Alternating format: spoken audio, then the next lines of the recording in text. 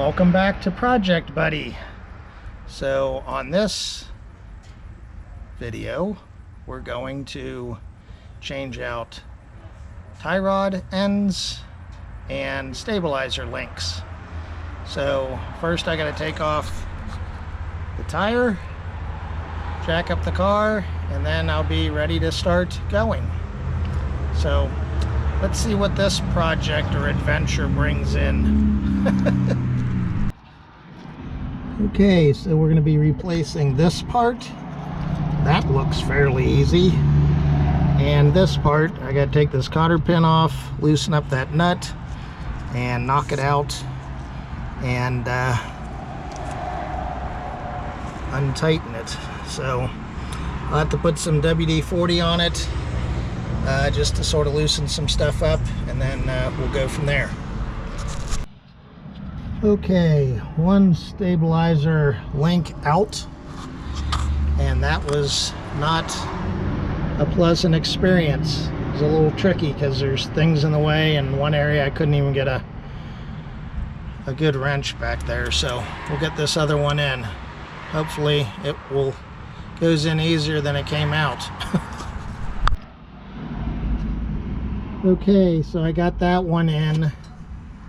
It was very tricky because this is in the way, and this is like just long enough that it hits that, so I had to take that off temporarily, but I got the new one in. That was it was a job trying to pry it off, as well as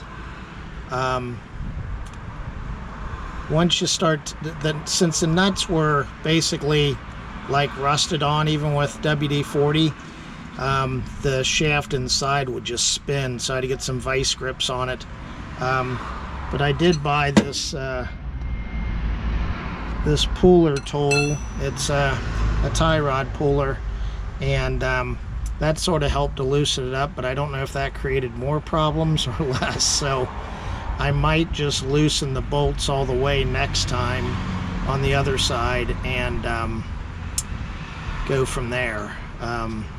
So I've got a tie rod to do, but I might have to stop because I might have to watch my grandkid. So I guess we'll see what happens. Well, I had to stop the other day. As I said, I'm back at it. One thing that I learned is that when I took,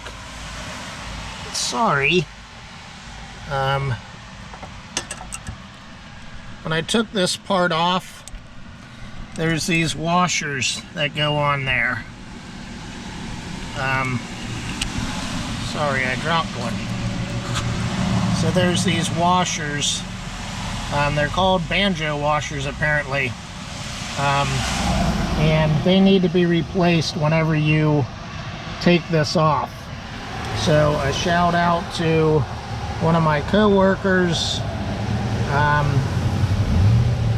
Rob Seibert, and my other friend Tom Niehaus. They both work on cars quite a bit, and they told me that I needed to replace those, as well as I need to make sure I bleed my system. So I'm putting that back on, and then I'll bleed my my brakes, because basically after I did this I had no brakes at all, so the pedal went straight to the floor. So that's what I'm working on right now. Okay, well, it's the next day. It was raining last night while I was working on putting those washers in. The one thing that I needed to do this morning was I had to pick up a torque wrench, which I didn't have, because it was still leaking, just even though I did it really tight, but it's required a certain torque rating on those caliper bolts for the fuel fluid line.